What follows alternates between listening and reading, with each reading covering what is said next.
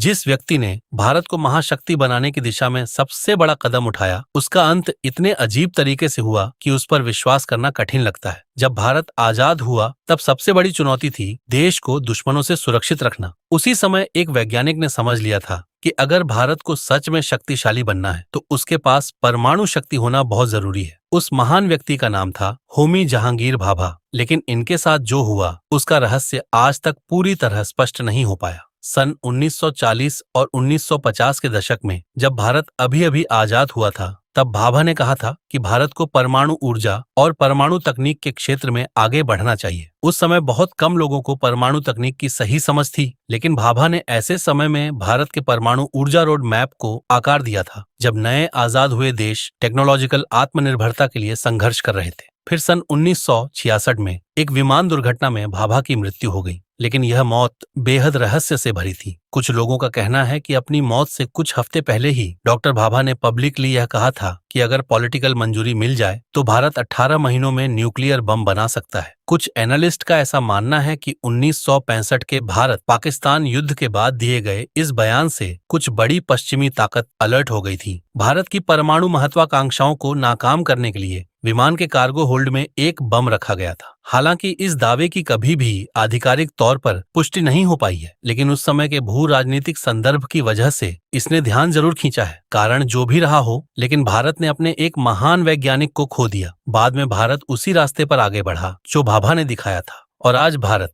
एक परमाणु शक्ति वाला देश बन चुका है। तो भारत के महान वैज्ञानिक होमी जहांगीर भाभा के बारे में आप क्या कहना चाहेंगे?